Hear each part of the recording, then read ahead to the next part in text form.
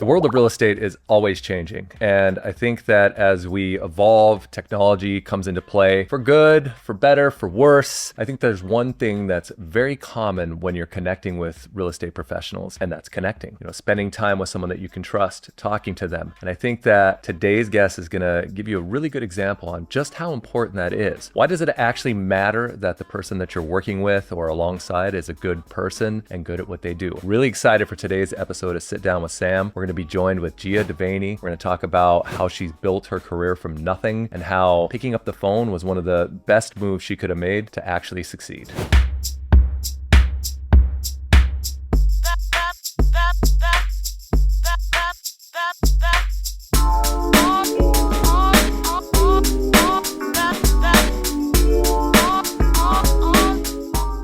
All right, really excited for today. Our guest today is a staple in the Chicago real estate scene and one of my favorite people. So thank you for joining us, Gia.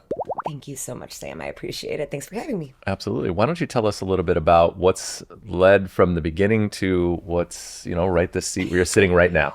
To what's current. Yeah. Sure, absolutely. So I will start off with, I started off in the business in about 2007, 8, which was right before the big market crash. Right. I was very young. I was only like 21, 22 years old. And I was actually in the field of, my father was of flipping homes. Okay. So that's kind of how I got into it. And my dad sort of, in a way, I won't say that he kind of like guided me to it. He kind of was like, you should be doing this. You're going to get all these listings and you're going to make a bunch of money. And then I was like, oh, okay. Because, it's so easy to be a realtor, right? So I was like, sure, I'll do it. Do I have to do it? And he was like, yes. So I ended up doing something that I honestly did not truly have like a huge passion for. I was also very immature. I was like 21 years old. Right. So anyway, I got into it, and it was interesting to say the least, because what happened was the market crashed and all those listings, well, a majority of them, they turn into rentals. Oh, yeah. So then I accidentally became like a property manager and a rental agent as well. So I learned a bunch of different sides of the real estate field for those first, like, let's see, 2 to 3 to 4 years. There was literally nothing but foreclosures. I learned how to do a lot of cash offers. I went to auctions. So it's like a completely different side that I got to see and learn. And honestly, that's what I thought real estate was for like the whole beginning. I was like, okay, this is what it's like, right? We do these like $50,000 REO deals, and that's a lot of short sales. Okay. Anyway, long story short, I ended up sticking that out until about 2012, I would say. And that's when I made my move to the city. And while everybody was moving back from the city to the suburbs, getting married, having kids, Right. I decided I wanted to do the opposite. So I ended up breaking off a long-term relationship and moving by myself to the city. I was about 29 years old. And from there, I ended up actually, what did I end up doing? Well, I ended up being very poor. I'll be very real with you. I ended up being very poor, thinking that I saved enough money to move to the city and did that whole thing.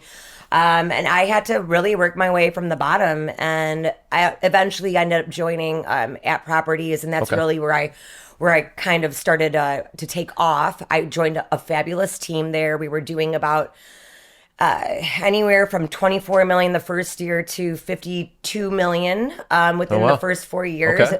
It was a great team. I learned so much, and I absolutely loved my team lead there. And then I decided to venture out a little bit. I wanted to go on my own, and I did a little stint at Compass for about a year.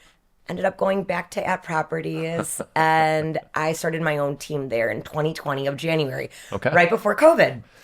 What timing? You've got, I have like the most impeccable timing ever. You're lining it up. I know, it's so crazy, but I guess I must love like a challenge or something. But I started my team in 2020, and then from there, I've basically just kind of learned how to manage a team. I've had some people come and go, and just kind of working on the right fit. And right now, I actually am at Jameson Sotheby's. I did leave after a total of 11 lovely years there. Cumulatively, correct. And I left last August, and I've been there now for about 13 months, and it's been absolutely amazing. It has been a game changer for me and in my business, and I've been very happy, and that's kind of where I am now. I like it. That's it's an interesting road to travel. I mean, going back, so your father was flipping properties. Yes, that's correct. He was and an that investor. was right as it going into the crash too. So yes, I'm guessing that's another story for how that might have played out. Indeed. And this was in the suburbs of Chicago then? So we actually did a lot of business all between DuPage and Will and King County. Everywhere, and this is going to be crazy. I'm sure a lot of people don't even know this. Everywhere from like Carpentersville to as south as like Joliet, and everything in between, basically. Okay. So a lot of those properties, we would have other investors, or my dad would be one of the main ones, or he would collect and then buy the properties, buy them cash, and then flip them, essentially. And it really was a cool way to see real estate in that light. But again, I always thought that was kind of like the norm. I'm like, oh, you start doing this, and then one day you start selling luxury, right? Like, for sure. And then you'll get your $1 million listings after you do this stuff. Like, that's kind of how I thought it was, because I really didn't understand fully that there was all of this other, all these other parts of real estate. So. Yeah, but that had to give you a bit of an edge, I would say, because you were able to come at this from a perspective of, first and foremost, you got in when things were crashing around the world, right? You didn't get into business when it was easy. Right. And it was a different type of business at the same time. And even, going through that as you transitioned into a property manager. I mean, these are valuable skill sets though in our business, would you say? Yeah. It's so, I don't ever like get emotional, but when I talk about these things that have happened in 2007, 8, 9, 10, like a lot of people didn't go through that and didn't get to live through that. And there was so much to learn. And it was honestly a very, very scary time. A lot of tears were shed. Oh, yeah. There were a lot of people losing their homes. And also, speaking from like almost like a lending point of view too, I was a loan processor before that. Oh, I'm sorry. I'm so sorry you had to deal with that. Oh, it was so there's like all these little things that I would like have to like that I have done, and then I've seen during that 07, 08, 09 thing where it's like it just was kind of mind-blowing watching all these people losing their jobs. My sister was also one of them. She actually worked for Lehman Brothers. Oh, wow.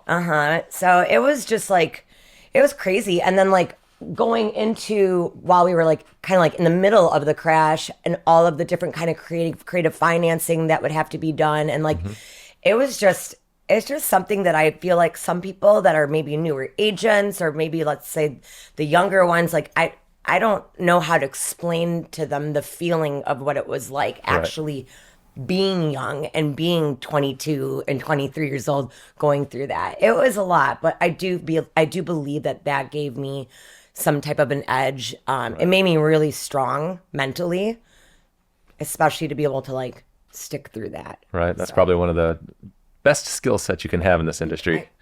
Possibly. Right? Yeah, it's true. It's important. I mean, it's difficult. We've seen a lot and been through a lot. I've been at this for 23 years, and the crash was an interesting time. There was a lot of people who got out of the business, and there was, and not unlike yourself, there was actually a handful of people that I know and work with that were getting into the business at that time. Yeah. It's just interesting when I guess our business is always going through its ups and downs. So statistically, there's a lot of people who are going to get in when things are in a rocky patch, because it seems like there's always lots of different rocky patches. There is. And it's funny because when I was 21. I was young, right? And so I was like, okay, so this is a crash, right? And then you go through these cycles, you go up and down. I feel like it's almost like every 4 or 5 years, Right. you kind of go on these cycles. But I didn't learn that until the older I started getting. So now it's like, you have to be very smart and understand, okay, you probably should be saving, or you should probably not just be spending all your money when you have a good market. Right. And there really are such things of good markets and an okay markets, and not necessarily a bad market, right? It's like, to me, like it's a normal market, right? But you really do learn a lot over 20 years of being in real estate. You It's really weird to say do. that out loud. Or are you like 20 years? I probably shouldn't have said that. I probably should have said like 12. I know it's crazy, but I honestly have to say I don't feel like I really even like started becoming like the realtor that I am. Probably I'd say within the last like 7 to 8, maybe 10 years. Okay. Honestly, since I got to the city is really when I think I really started doing my hustle. I was all in. I started really, really, really loving it. Okay. Was there something that changed? Was there a reason for that? Is it? Yeah, there is. I think I lost everything. I lost everything. So Okay. like I lost my house in the suburbs. My parents lost their house. I was going through a horrible breakup. I honestly I hit rock bottom. And then from there it was like it's like what do? You either go up or you go down. And that's kind of where I was at, where I'm like, I either have to go all in and I need to figure this out. And that's really what happened. I ended up I joined that team and it was just such a wonderful change for me, and I was really able to just like hustle. I mean, I would go from like Chicago to St. Charles. I didn't care. I was like, I will do everything. I don't care at all. And like, yeah, maybe people will say, oh, well, you should have focused on this or just this or this.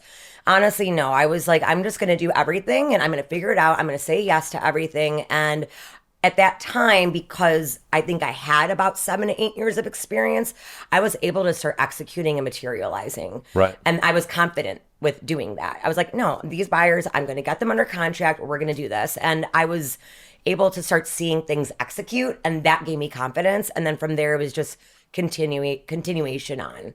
I love that. I think that's Yeah. pretty cool. That's Yeah, interesting. I don't really talk about any of this stuff actually in other podcast stuff. I never do.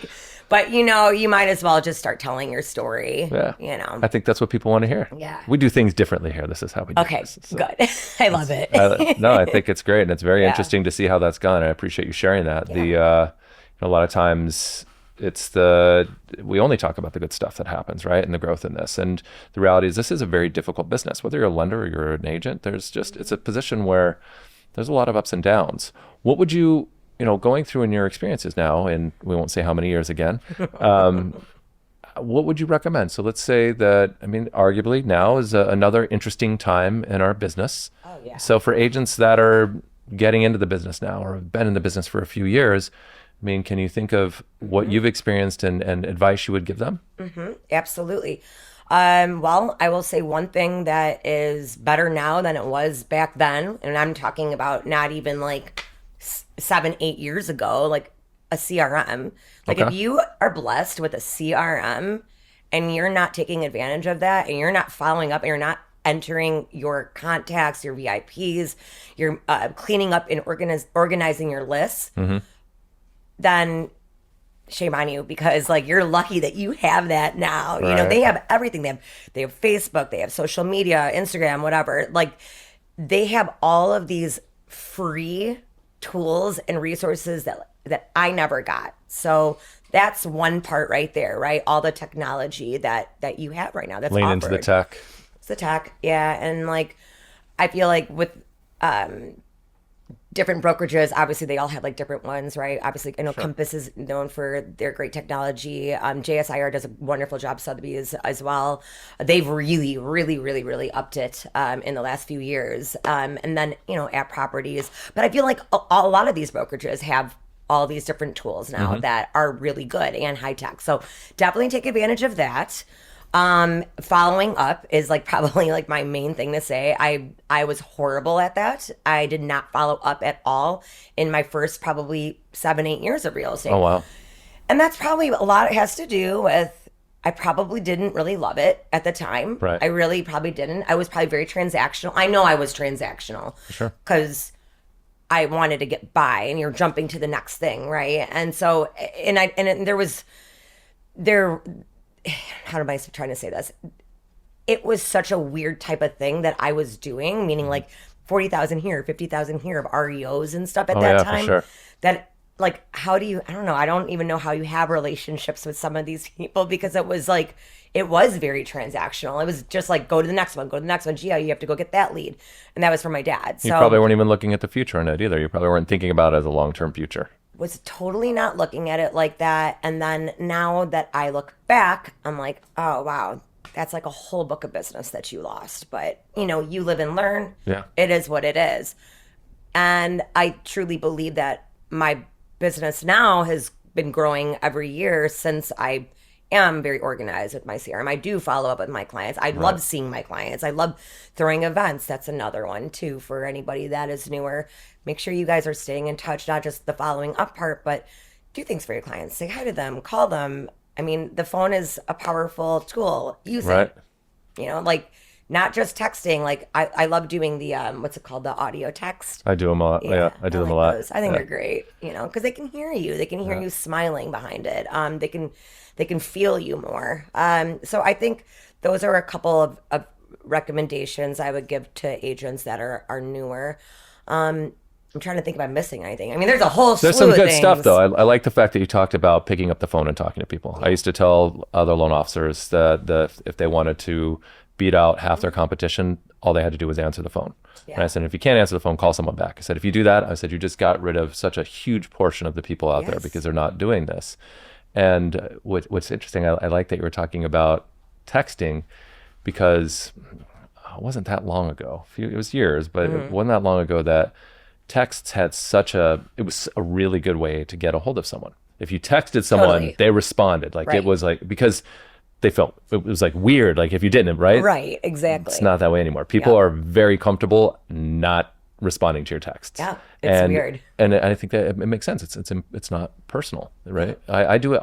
I'm guilty of this all the time. I'll reach out, touch base with my agents and partners that I work with. I'm like, hey, just check it in on this or something, and they'll respond like a day later, and I'll think about it. I'm like, I know I've done that. Well, I mean, sorry. Yeah, no, it's fine. I mean, the reality is though, is like when something's important, Yes. You make it important, make a connection, make sure that people, I would talk to. I gave some advice out last year, and I had started was doing mortgage reviews with clients, right? And what I was doing was just talking to them about ways that they could save money, right? Because everyone always focuses on the interest rate, right? What's the interest rate? But when you think about a mortgage payment is made up of so many other parts, right? Besides the principal pay down on your loan, you have the interest, your property taxes, homeowners insurance, HOA dues, right? You might have private mortgage insurance. So I would have these reviews to talk to people to see if there was any other way I could help them, because at the time I'm looking at this tremendous book of business that I have where everyone's in the 3s or in the 2s, right? They're not refinancing. I'm not calling them to say, hey, exactly. For the most part, I'm not calling them to save them money on a refinance. Right. And I'm going, okay, so how can I help them? How can I save them? I start, going for just breaking it apart, but having this conversation, find out that they didn't file for their homeowner's exemption. That one was actually really big. And that's helpful too. Right. It's like looking out for them. Oh yeah. I have a lot of clients who are veterans, talking to them and finding out that their disability had changed. So when their disability changed, they were now in a position where they were eligible to waive their property taxes. I actually have, in the course of 1 month, I've had like 6 different clients. The best one was someone who hadn't filed their homeowner's exemption, and it had been 5 years. They couldn't get the whole amount back, but it ended up being about a $12,000 grab for them. I mean, who doesn't want $12,000? I don't know. Not too many people. But what was really going on, so I started telling, where I was going with this, I started telling agents, I started calling all the agents saying, listen, you need to talk to your clients and see if they filed their homeowner's exemption. And I talked to one agent, very successful, and says, we are on top of this. My clients never miss their homeowner's exemption. I said, okay. And they said, we have such a great system that reaches out, points out if they've done it. We look up to see if they've done it. If not, we send them the instructions. And I said, I think that's great. I said, but I think there's a missed opportunity. And there was like, kind of, I could tell that I was annoying them. Right, And right. and I said, your clients started working with you. You weren't pen pals. Yeah. They didn't fall in love with you because of your automated follow-ups. They didn't fall in love with you because of the text messages or these emails. I'm like, it was the connection on the phone or in person and when you talk to them. And I said, exactly. you're missing an actual reason to talk to someone that is valuable. You're not just calling to check in. Right, exactly. Because they're really good. They're like, oh no, we check in, we know their kids' birthdays, we know all this stuff. And I'm like, I know, and I never really want to feel like I'm being that person too. That's just people like, see it. They know that you're they know why you're reaching out. To say, hi, I'm still here, Right. Anyone looking to buy or sell. Yeah, exactly. Yeah, it's just not genuine. So it's like you have this real valuable reason to make that connection. And I think that's something that a lot of people lose sight of. I love that you pointed out the fact of getting involved with the tech side and the CRM because one of my biggest mistakes in my career was not keeping better track of that data because it's a gold mine. I mean, it really is. Yeah. It's what companies go after. I mean, when you, as a mortgage lender, as an agent, when you leave companies, they want that list. Data. Yeah. They're like, we need that data. You don't. It's a whole thing. It's literally the currency of our industry. Yeah. So I think that's really good advice.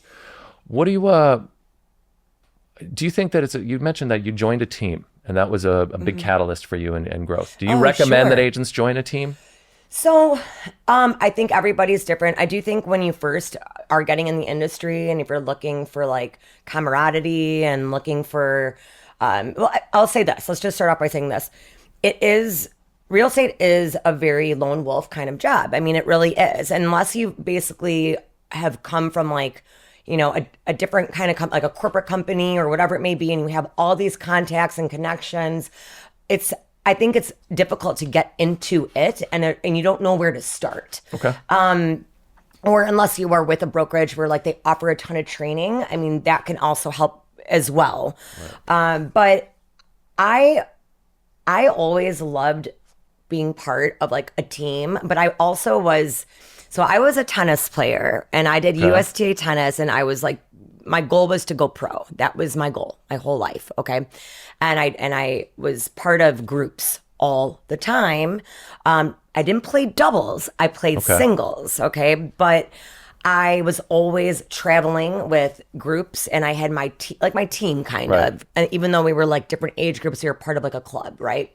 So I was always very used to that, I think. And that's something that I really enjoyed having, was being part of a smaller knit, whether it's a smaller knit brokerage or just a team. And that might also be probably why I also really do love JSIR as well, because it's only, 400 agents instead of opposed to like 3,000. Everyone's really close. What was the question again? No, I think that's a good idea because being part of that team and that community, I think, is something that's helpful. I mean, we've talked about this before, right? Meeting at the lunches that I've been putting together, talking about, people used to go into the office and they had that community, right? You had someone to complain to, right? You had someone to celebrate with, like all these different things. You don't get that as much anymore. And so being in a team, I think, could be a good move for some agents to learn, take that mentorship, right? Absolutely. I've always thought about like, that's funny. It's like you look at these hooks for social media. It's supposed to be, if I was starting over again, this is what I would do. Oh yeah. So, and I get it. It works. It's what people want to watch and see. So I think about it on the other side, right? This is what we do as lenders. We always think, I've been guilty of this in the past. I think it's easier to be an agent. Like, I'd like to see what I do. And I'm not saying I think this way now. Just right. It's like, well, I'm thinking of this. So I thought of those reels when it's like, and I think, okay, if I was an agent and I was starting out, what would I do? How would I be successful? And the one thing that I've always thought is that I would surround myself with people who are already doing a really good job. Yep. And then if I could get on a team with them, I would. And then I would do, just like you were saying, you would drive to St. Charles. I would do whatever I could. Yep. Because I would be learning. Like, okay, this is something I now know. This is a conversation I can have confidently, and I'll be able to execute on this. Like you hit the terms already. You've already followed through on that, which is cool, and it also speaks to your success. Thank you. And yeah, I mean, it's true. Like once I was on that team at Properties when I was there, it was really cool and inspiring because everybody was active on the team. Like they were all doing really good business. And honestly, it lit a spark in me. I kind of was getting a little bit, I hate using the word jealous because I'm just not a jealous person at all, but like maybe a little envious. Like I was like, damn, I'm like, well, I want that. Like I want to do like 3 to 4 closings a month. You know, I want to hit 30 deals a year. And I would just kind of see what they did. And like the funny thing is that they weren't doing any social media stuff. You know, and they were a little bit older than me, not like that much older, just more like, I don't know that they're millennials. They watch this, it'll be funny. But it's true. Like they were a little bit older than me but they didn't have to do social media. They were literally just embedded in their business. And they were definitely more of the type that would call, because I remember like hearing them like talk on the phone. And that's probably huge right there with what I just said. Like just listening to them talk and like run their businesses, that helped me a lot to learn. And I always wanted to do more. So whenever they had listings, I'm like, hey, can I sit this open house? Can I sit this one? Oh, this one isn't on the market yet. Right. Oh, this one's not even like completely finished yet. It would be like a new construction. And I'd be like, I want to go there. I want to be there. And whatever it took, I was there. So I got to take advantage of all of that. But you can also be on a team and be like, oh my gosh, I'm going to get all these leads, or it's not how it works. So it's not how it works. Like, yeah, do leads happen here and there? Sure. Totally. They do. But you're not just going to go on a team and be handed over a lead.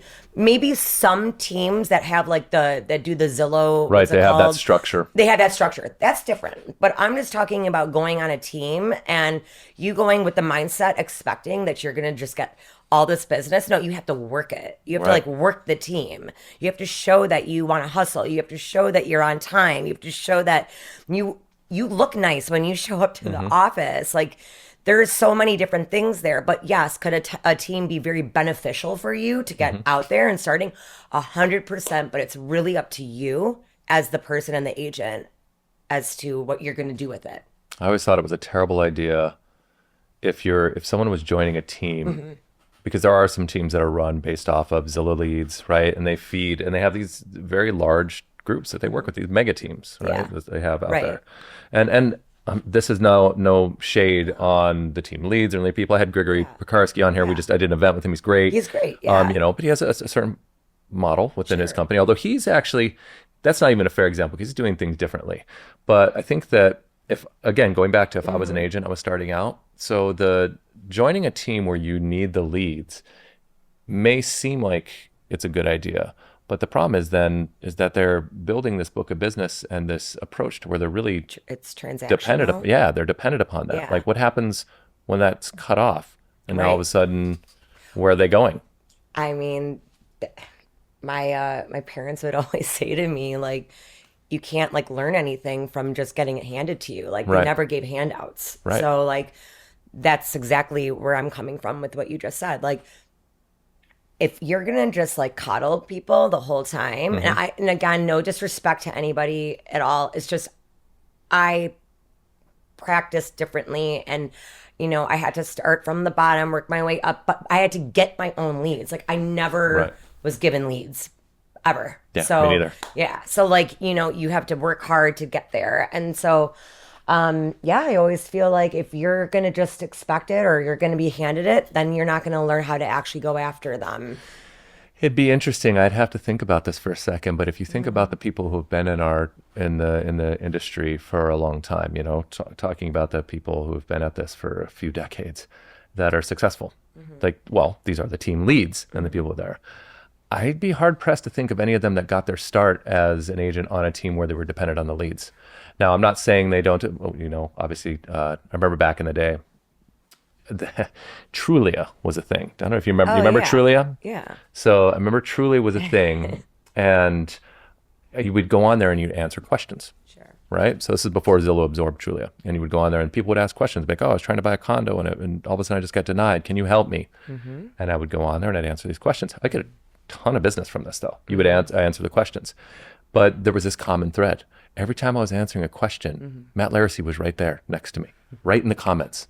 And I remember the first time I ever talked to him, I called up, I said, I think we should work together because we are we're both following the same You're like on the path, same, right, right? totally. Now, he's built obviously an amazing machine Yeah, and absolutely. business, but it's interesting because he didn't do that because someone was giving him these leads. I'm not saying he didn't use leads, No, but he did it in a totally. completely different position where he was at the top generating like, okay, I can generate business. I can actually generate leads. Yeah. And then he can build his business from that for the people who work under him. And Right, that's, he's again, I'm not talking about his procuring them. structure of his business after Sure, that and how sure. he trains and works with his agents. This was Right. just, it was an amazing time. And I was, and watching how people approach that Dreamtown, which is, I guess, no longer, No longer. no longer Dreamtown yeah. anymore, huh? Wait, it's Baron Warner? Baron Warner, Okay, yeah. It's sorry. just the common theme right now. There's just so much going on right now in the industry that I'm like, okay, so this one, that one is with this. Got it. Starting to, yeah, it's hard to start to keep them straight. Yeah. But I remember at the time I used to work with Dreamtown as their lender, Sure. and it was a lot of their agents were new. Like they were basically the way that it worked is that they wanted to bring someone in who was dependent upon that lead because it worked for less. I mean, that's it. And you're in a position where you're controlling the structure. And this is no shade against them and their business model. And maybe I'm wrong. Maybe that wasn't. Maybe they just needed people to work the leads. Right, exactly. They were spending a tremendous amount of money. There was no Zillow, right? There was no Redfin. Right, Like right. this was they were revolutionizing things with the give us your information and we'll let you see the properties. You can search for properties, and they generate a ton of leads. But it did seem to have this transactional base where the agents would stay there and then eventually they would move on. Yeah. And I talk about this with loan officers who work at banks. I said, well, Yeah. and I tell clients, I'm like, look, the reality is I'm like, those people just aren't paid very well. And they're like, it's a weird thing to say, but Yeah. I'm like, we're in a commission driven industry. Right. And the people who are good at what they do are going to be the ones who work somewhere where they can make the most amount of money because they're good at they can generate the business. Exactly. Right. And Exactly. It was an interesting model. But thinking about the people who are successful in our industry, I'd say that the ones at the top were the ones who learned how to go out, hunt and eat what you kill. I think is what Exactly. they say. There's right? a difference between being like, okay, here you go, Sam. Now call this person and make something happen, Right. or and then you still have to make it happen. Yeah, for You sure. still have to make There's a it skill set there. materialize. There's a skill set right there, you Yep. know. But yeah, and then a difference between attacking every time, like on Facebook, someone's like, "Oh, I'm looking for a realtor." Like I'd be like the same. I'd be like, "Hi, I'm Gia Devenyi," da, da, da, da, and I would be like, "Please call me right now," and like I would get leads from that. But then there's so many different components of that to get to the closing table. Right. Do you know what I mean? So do. it's like, Yeah. takes a skill set. So interesting. You mentioned, with your company structure right now, 400 agents. And I know to some people, they might, especially if they're not in the real estate industry, they might think like, wow, that's a lot of people. Yeah. But it's really not. It's and not. I mean, as we're at the time of this recording, I mean, big announcement now, once again, with Compass, picking up Anywhere, which used to be Realogy. Yep. Also one of our partners with Guaranteed Rate Companies, because Right. we own Guaranteed Rate Affinity, which is part of that Right. thing, if you will.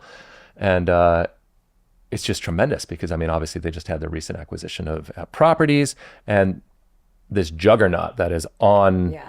track and driven to absorb market share through taking over different companies. Matter of fact, it was at such a position where I think they had to eliminate some of their offices because there's, issues with a monopoly. Now, you operate within this smaller company. What do you think about this? Like, what does this look like in a world where these companies, let's say Compass continues their trend? Okay. I mean, obviously controlling. I mean, and for people who don't know Anywhere, I mean, controlling Coldwell Banker, Century 21, literally making up now. I think their percentage is hitting over 60% of the market share from this acquisitions. What does that mean if they follow through with their plan for keeping listings private and they don't share them with the company like other companies? Yeah, well, from what my understanding is with everything is that Anywhere was kind of like a big conglomerate, right? Yeah, they were already That's- Compass just took them over. and right? Compass took them over, right? So Anywhere has been taken over, and it's kind of like almost the same thing as saying like Volkswagen owns Audi, right? Or owns Porsche, or I might be wrong with that, or BMW No, you're following the right. or whatever. Yeah, you're following I'm tracking. Yeah. Like, so from what I'm understanding is, especially like with JSIR, like with ours, we have a 100-year contract, and it is so that we are an independent brokerage, independent company. Okay. So from what I am understanding is that we are not affected anyway. We have not merged. So I get what you're saying though, because it's still kind of like, Well, I guess Jameson did with Sotheby's, right? There's a merger there. right, exactly. So I guess what I'm understanding is that we're underneath like this big umbrella, right?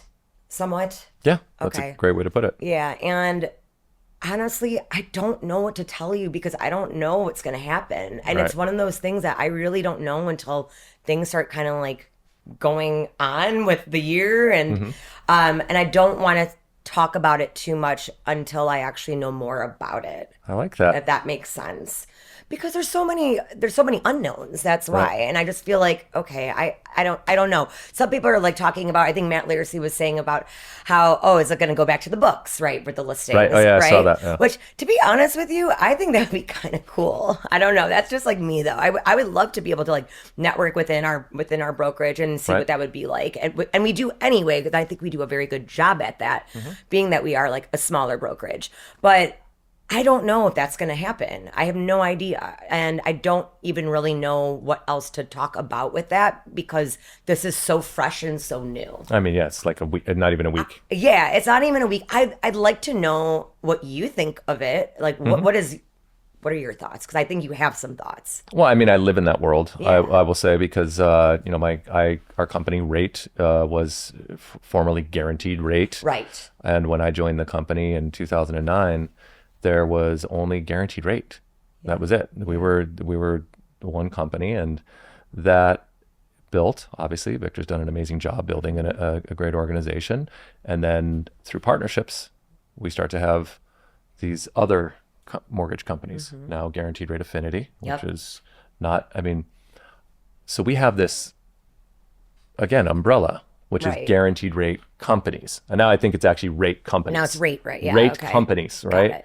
And then, but under that umbrella, there's 10 to 11 mortgage companies in there now. So, we have Origin Point, which is partnered with Compass.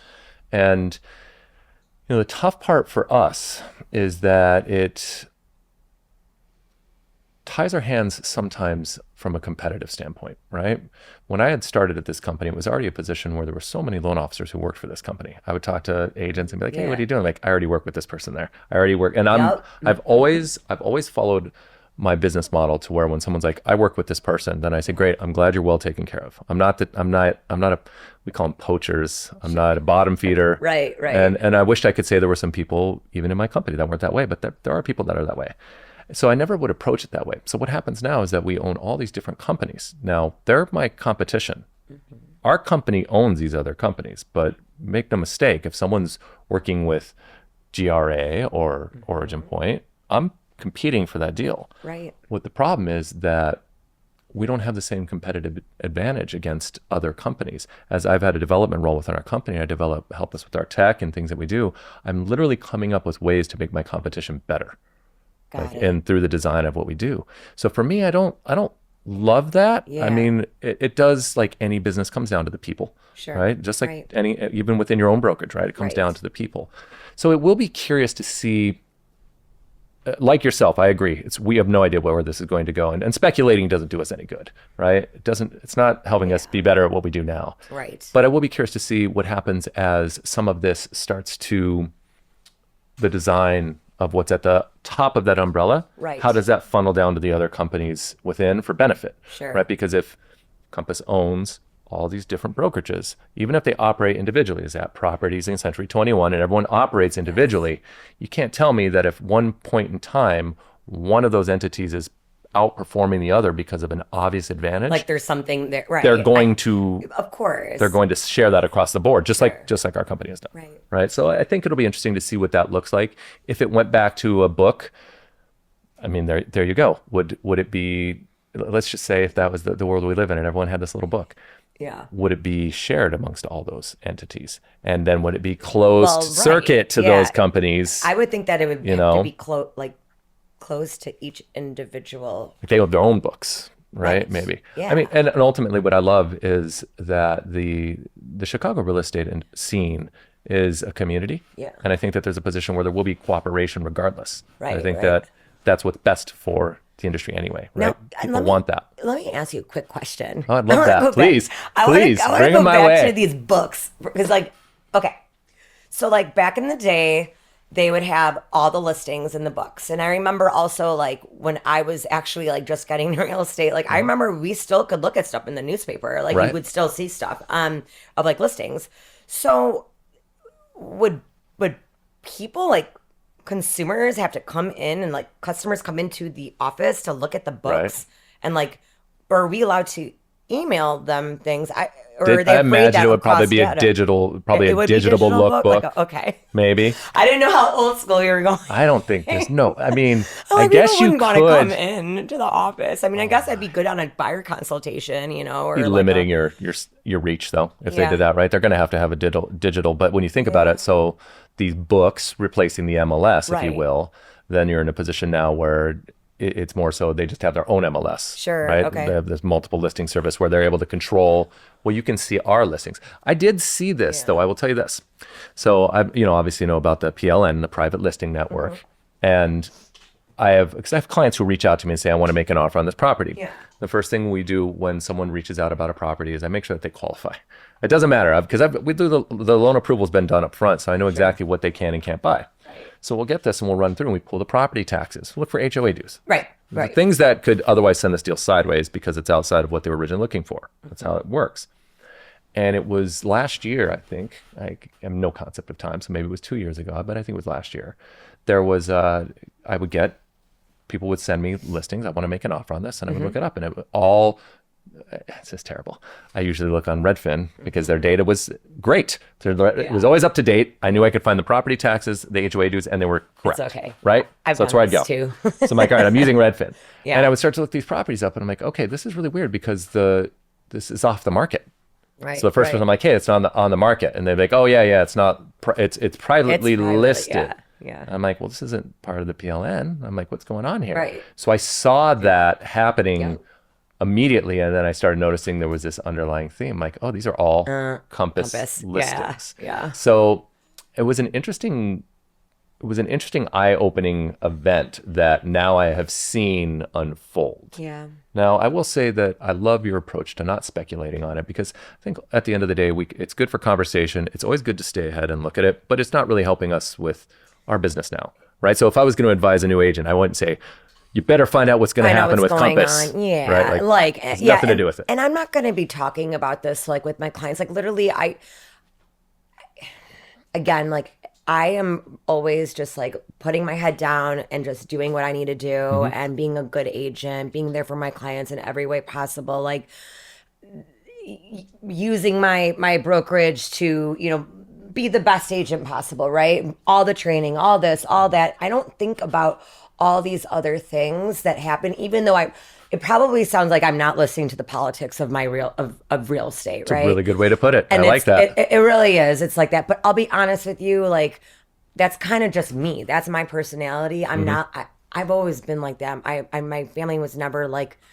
We never talked about politics. We kind of like not talk about religion and politics in our family. So like, I'm sorry, but my mom's from Italy, my dad's from Hungary, and like that starts a whole thing. So so I kind of like just like, all right, whatever. We'll figure this out. We will figure this out. So I guess for myself, I always just focus on just what I have in front of me, what's in the present moment, and well, let's talk about that then. So yeah. focusing on that. Sure. What are you working on right now that's exciting you? What are you excited about? What do you got going on?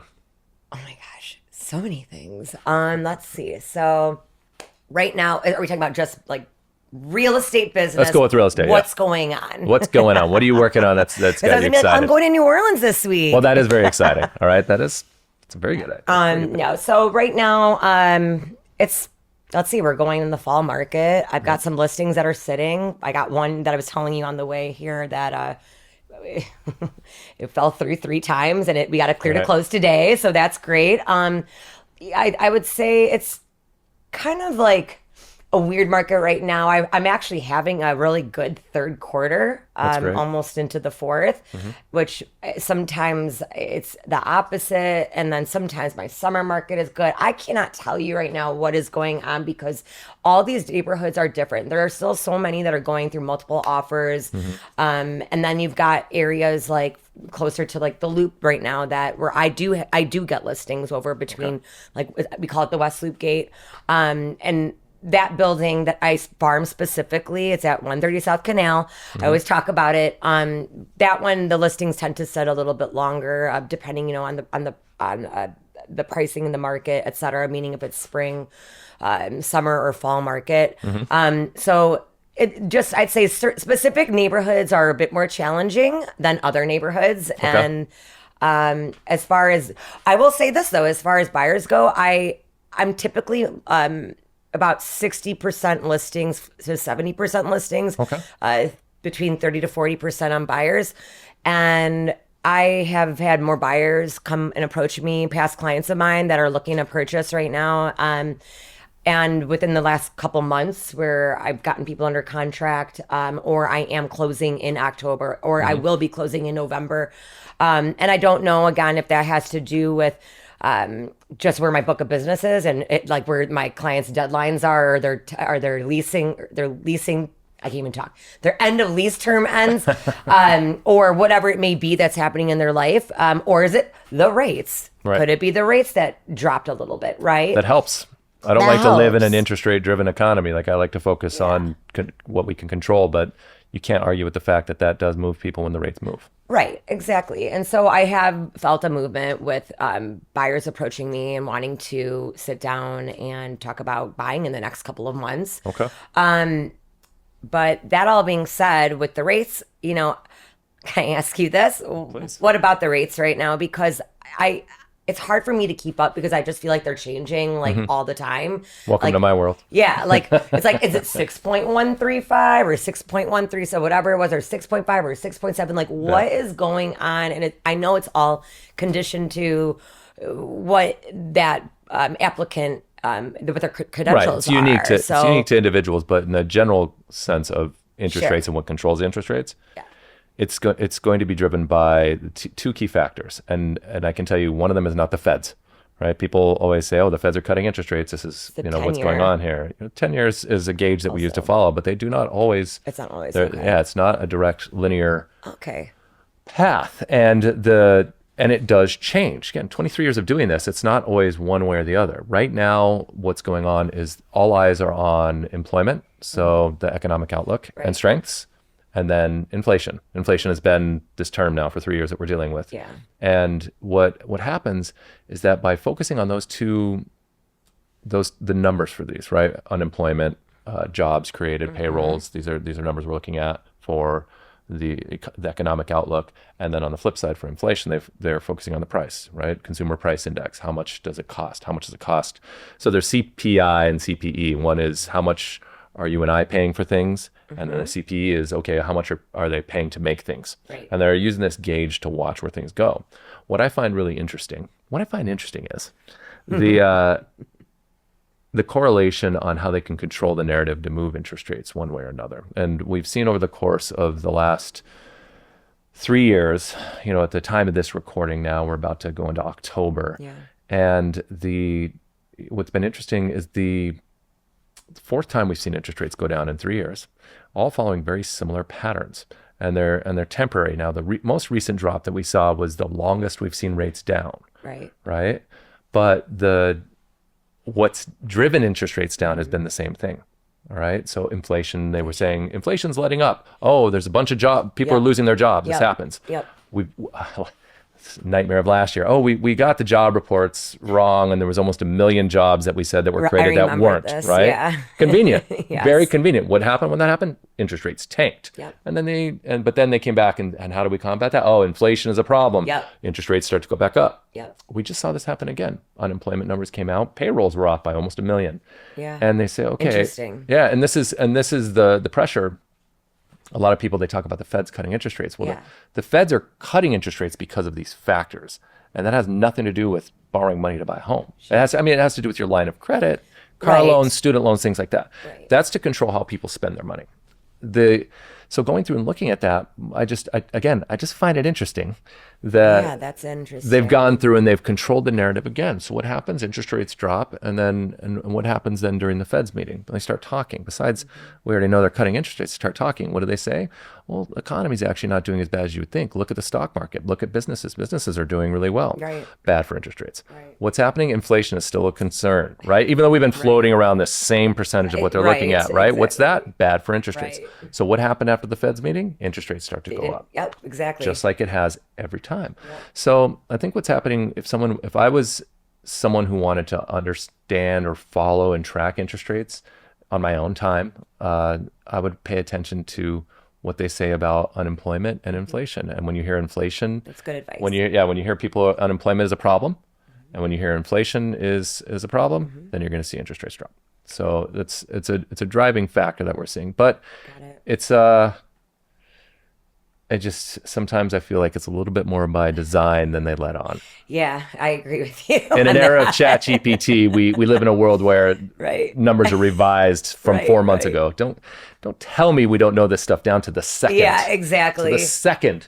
So, and call me a conspiracy theorist, but no, I think that's fair. And like, I guess, I always get questions from friends and clients, family, and they're always like, so where are the rates going to go now? Mm-hmm. And I'm like, oh my God. I'm like, this is all we have been talking about for how many years now? Right. I feel like it's the same thing. Same conversation. Just buy a place if you can afford it. I promise a lender is going to get you pre-approved. They're not going to tell you that you can't afford Starbucks. Like, otherwise you can't have a loan, basically. Like, if Starbucks is keeping you from buying the home, don't buy a home. Exactly. Like, I promise you'll be okay. Just... People need to just get in front of Sam and literally, we like that. Yeah, right? And just get your ducks in a row and see what you can do. But my wife was an amazing lender. She hasn't been practicing lately. And she had an agent when our son, she was just a few months away from my son being born. And that's when she decided she was going to exit. Okay. She was, it was interesting because when she transitioned over some of her agents, I was like, hey, I can help you with your business now. Sure. Which that's not as easy as some people think, like, oh, they'll just work with you. You're her husband. No, that's not the way it works.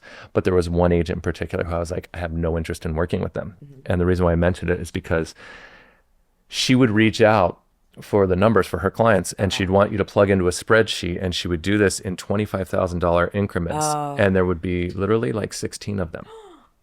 Right? Oof. Yeah, that's like a lot. Yeah, and Carrie would tell me, she warned me about this agent. She's like, I don't do it. She's like, I tell her up front, I'm not going to do this. Like every time they would find every single client.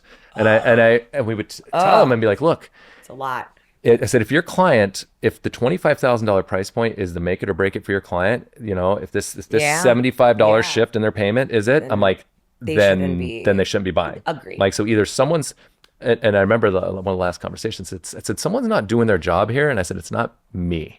Because I did work with them on a few deals, and I recently saw their name on a deal, and I was like, oh my God, no. So it's interesting what people can and how they approach this from an affordability perspective. Yeah, that's interesting. But we're in the people business, right? I tell my team we're in the customer service business. We just happen to do mortgages. So I think that's a good segue. I want to try something. So let's have some fun. Okay. Let's see what people are asking, right? Oh gosh. So since everyone's using ChatGPT, I'm going to join in. Let's find out what people are looking for, okay? And one of these, I'm going to ask you one question, my own, that didn't come up on here, but it should have. I don't know why it's not on here, but I'll come back to that one. So the prompt I asked ChatGPT was, what are the most recently searched questions buyers and sellers have for real estate agents? Oh, okay. I like that. Pretty straightforward. Yeah. And let's see what people are asking. Yeah, what are they asking? Well, I'm going to ask you. We're going to do this in a little Q&A here. I'm going to ask scared. You. Don't be scared. Just give me your best answer you can, concise. Let's see what you got here. So the first one is, I'm not surprised this is number one and very easy. Is now a good time to buy? It's always a good time to buy. That's okay. Expand. Why? Let me explain. No, actually, yes, this is the best time to buy. I always tell my clients, if you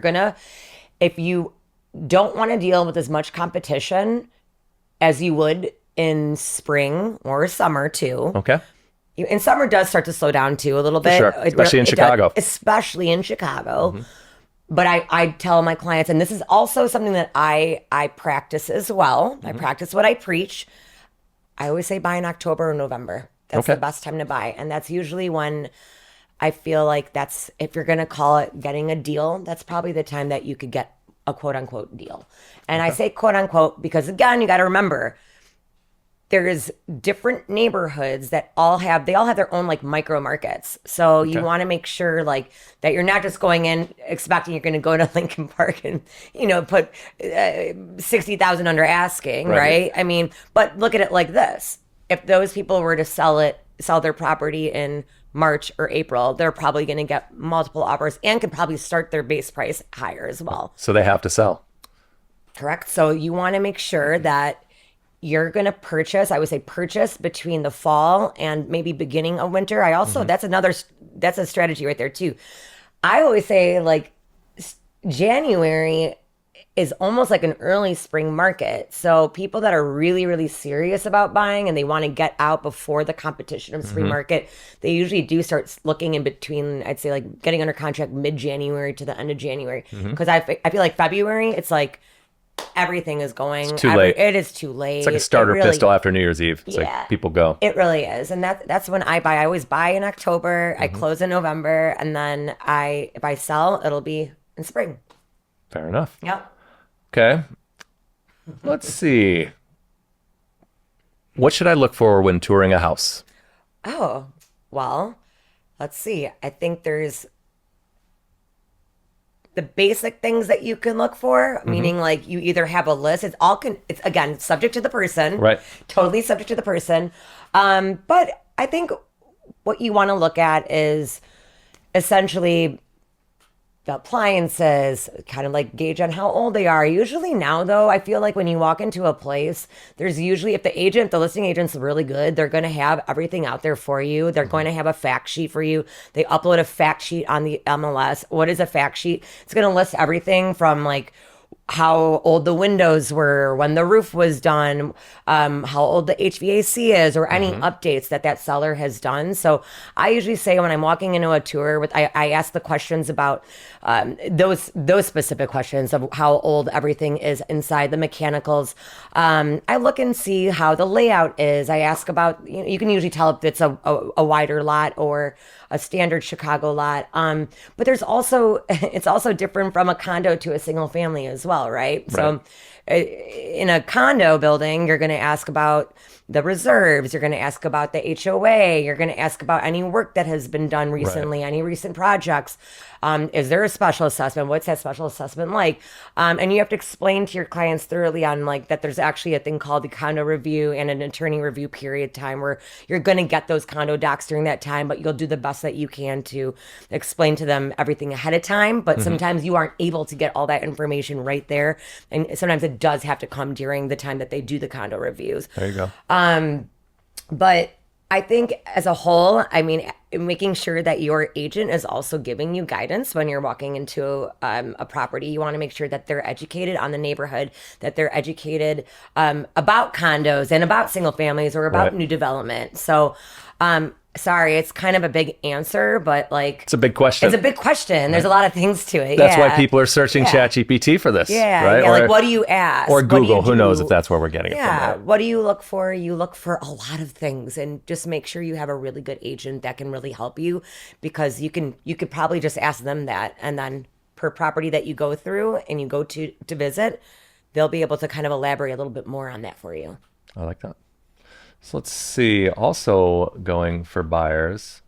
Oh, this is interesting. Well, you know what? This is too similar to the last question. Okay. I don't want to do that because it's What was it? You want to know? Okay, well, let's try it. Let's see what you think. I'm just curious. What services will the agent provide?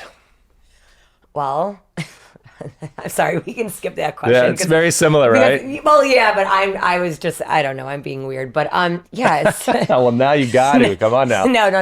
We're good. Everything from therapy to, no, we can pass that question. Okay. Yeah, services, I mean, like, they're going to go through everything from doing a buyer consultation. They'll introduce you to the attorney. They can introduce you to the lender. They can I don't know. Some people like to drive people in their cars. That's a thing. That's a service, right? Yeah. Yeah, we can skip that one. We can edit that. That's all right. We could edit that into a good answer, actually. Well, let's switch gears. Let's talk about sellers, though. So these are what sellers want to ask agents now, currently. How did you arrive at your suggested price? So typically what we do is we run comps, and comps are comparables that have sold. That's something to really, I want to put that out there for sellers that are listening. It is about sold comps. It is not what is currently active on the market. It is not currently what is contingent on the market. It is what has actually sold within your neighborhood or sold within that building. And that is really how we come up with those prices. And there's also other things to factor in as well. We factor in if there's upgrades, if, for example, in a condo building, if it's a high rise, what floor is it on? Is it 10 floors up or is it 10 floors below? So there's a bunch of factors like that we will factor in before we actually come up with a suggested list price. Okay. What would make a good comparable, right? When you're pulling comps on a property, how do you determine if this is a good comp for that property? Yeah. So I would say typically I look at, I'll just give an example of like the one building that I do farm. And I think it's a good example because all the units are very different. And what we call those, what we call in the high rises or mid rises, we call them tiers, right? So for example, if you have an '07 tier, so your unit 207, 307, 407, et cetera, right? We try to find comps that are the same floor plan or ones that maybe have a flipped floor plan, but at the same time, the one that might have a flipped floor plan, but it's essentially the same but flipped, it might be on the other side of the building and it might be facing a different direction. That one might be facing southeast. Okay. Which is a very desirable way to face. Because why? Because you get all the sun, you get morning sun, you get the south sun, and people love light. But then you might have people too that are like, it gets too hot. So it depends, right? But I feel like most people love to get a lot of light. You hear that a lot. It's very common to say, oh, I want something with a lot of light, right? So usually those ones that are southeast facing, especially ones that are like in the Gold Coast or closer to the lake, I should say, those ones you're going to get those lake views as well. So those are going to run a little bit more, maybe typically than something that's facing northwest. Okay. So if that helps, that's kind of an example. I think it's a great example. Yeah. Okay, good. I'm going to use that one of my appraisers next time. Okay, great. Well, it really does. I mean, it means a lot, especially like with the ones at 130 Canal. You get some of these buildings that are like, the views are insane and they have balconies and you can see everything. You can see the river. You can see the Sears Tower. I mean, sorry, the Willis Tower, but it's Sears it's still Tower the for Willis, me. Yeah. Right? It is, yeah. It I is. think It it didn't is. change into anything good. Maybe while we're recording this. Yeah, I know. Yeah. Right? Exactly. But yeah, like you have iconic views in that building from different areas. And then you have one side of the building and it literally just faces like an office building and you do not see anything else but an alley. Right. So, I mean, that's pretty obvious that this is probably going to be more than this one. But then this one has a huge patio, right? And that one maybe just has a smaller balcony.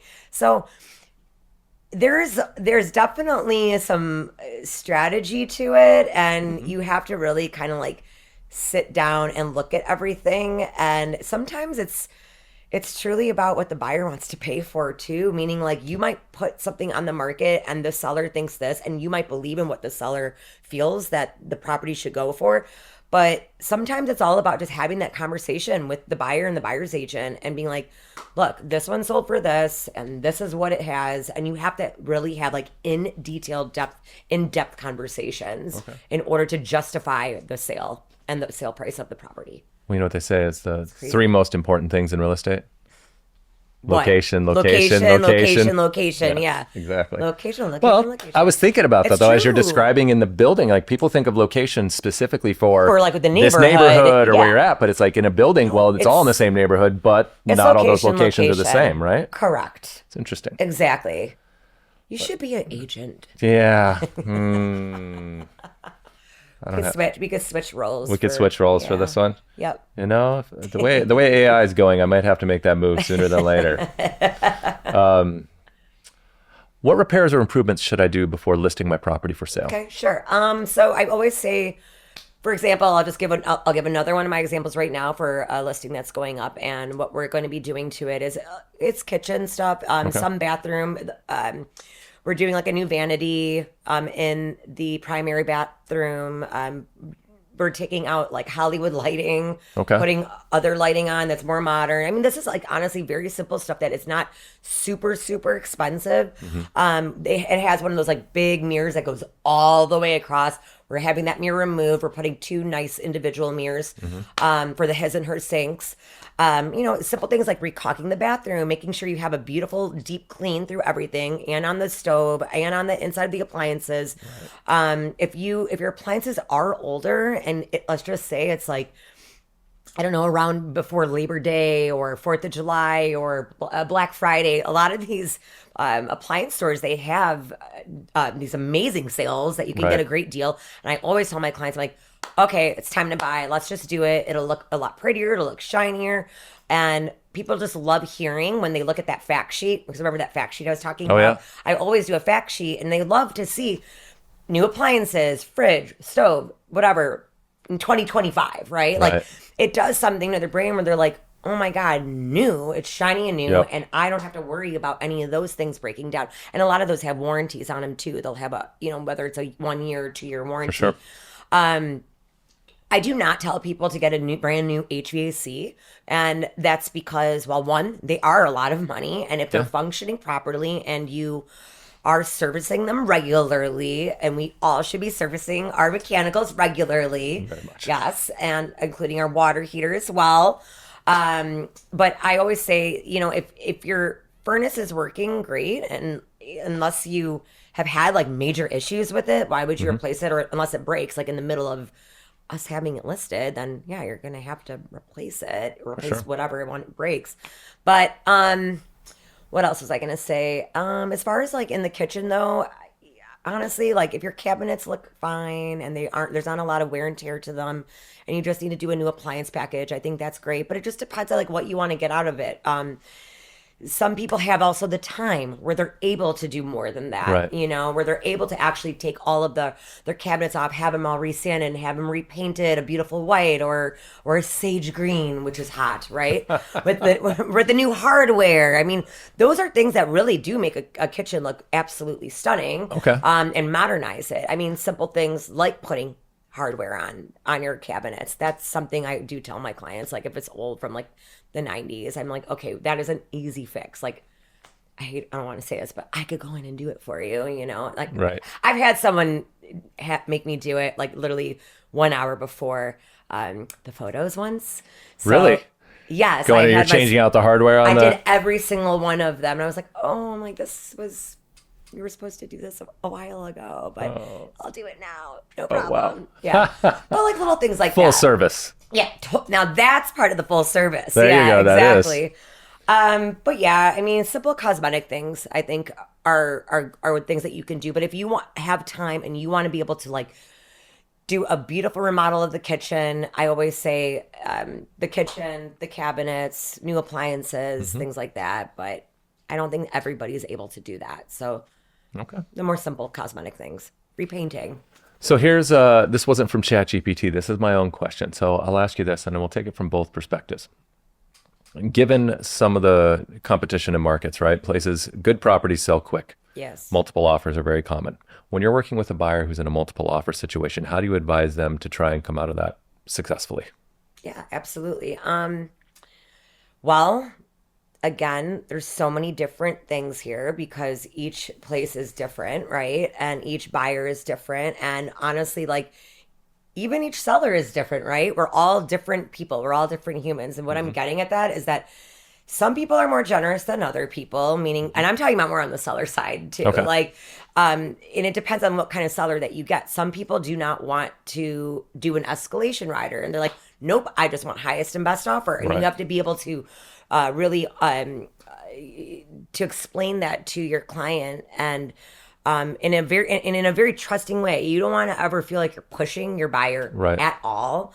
But I guess if I was just to kind of go through, I'll go through another example. I love telling stories, if that's okay. Yeah. So I won multiple offers. It was out of I think it was 32 offers. It was in Logan Square, and we went. It was your typical thing that you hear. You go to the open house, and there are literally like 25 people in the open house at the same time. Like they weren't doing the line thing. They were just like, go free, everybody. Okay. Run, you're free. Yeah. And I'm like, oh my gosh, wow. I'm like, I can't believe that there's this many people for this house. I mean, it's a beautiful home, but it wasn't like it was like a 4,000 square foot home or anything. Okay. Like it was smaller, but it had a beautiful front yard. Okay. So it was one of those that was like kind of set back, but it was in a very prime area of Logan Square. Got it. So when we finished the tour, I had a conversation and I said to my clients, I go, so what do you think? And they're like, we want it. I'm like, okay, how bad do you want it? And they're like, we want this. Like, what can we do? And I'm like, well, the first thing I'm going to say, and I'm like, and I don't want you to take any like offense or anything like this, but you have to listen to me. I'm like, that's what you need to do. I'll get it for you, but you have to listen to me. It's like, all right, sounds good. So we like discussed what we were going to do as far as the pricing goes, how much over we were going to go. We did have a little bit of an advantage. Yes, we were cash. So that was something that, but then people have to understand too, cash doesn't always win all these multiple offers. Right. I've been on the other side of it where we weren't cash and we've won, but we went over ask. We went over by, I think it was 67,000. We had no appraisal. We actually did have an inspection. Okay. But we did not ask for anything on there. And we literally just went in and ended up, I did call the agent. Like I had full on like 30 to 40 minute conversations with him. Okay. It was a nice husband and wife team. And I basically was just like, look, like they really, really want this. They love it. And I explained, it was very heartfelt. And it was just like a real conversation on the phone. And I think people have to understand that, like, and again, a lot of any agents that are newer too, picking up the phone does so much. And that is also how I probably won other ones as well, where I call that agent, if I can get them on the phone and I can talk to them and like they can hear my other side. And like like when I talk, I know I put a lot of like, I'm animated, right? And there's a lot of passion behind it because I care so much and I want my clients to get that property. Right. And so I think they can hear that. And I just explain how great my clients are and I tell their story and I tell them about their credentials, especially if they're very good and right. I feel they're the right strong buyer and I feel like they're the right buyer for that property. It's all I can really do. And I feel like a lot of my multiple offers have been won by me just really having a conversation with the other side. Okay. Yeah. Let's flip that. Okay. You work on a lot of listings. You have properties come through. So obviously you're in a position where you see multiple offers come through on your listing. How do you advise your seller? What is it that makes you favor one of those offers over the others? Honestly, yeah. I think that, well, first off, I hate when that happens. I feel really bad just because you just know everyone's going through this like emotional thing. Right. So again, me like caring about the other side so much. And I truly do. And it isn't easy for my sellers. It really isn't. But then you have some that don't care and some are like, oh, let's just go with this one, whatever. But truly what it comes down to for me is, yes, all the terms, making sure that they meet my seller's terms the way that they want it. Okay. I want what's in their best interest. But also it's about the lender on the other side. Okay.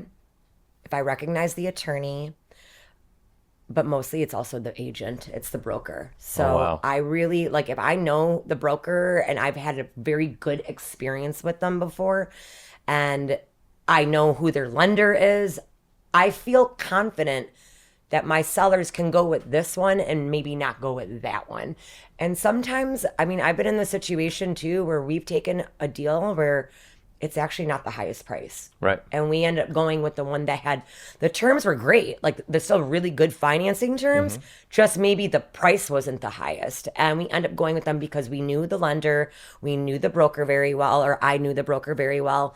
And I've worked with the broker 2 other times and we ended up going with that one. And guess what? It gets done in 3 weeks. So I love it. yeah. Well, I have no doubt that when you're out and you're working with your clients, regardless of which side of the table you're on, whether you're working on the buy side or working with sellers, I can say that I'm confident that the other agents feel good when they're working with you. Oh, I really appreciate you coming out today. Thank you you. so much. That was a lot of really great appreciate stuff. it. I hope Thank you so everyone much.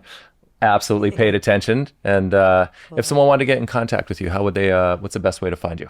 Sure. You could find me on my social media. I can give you my business one. There you go. It's Gia Chicago. So it's Gia_Chicago_. And then also you could reach me at my email as well if you like. And that's Gia@jamesonsir.com. Okay. Or you can just call me. But you can look up my phone number. I love it. Thank you for coming out. Thank you. I appreciate it.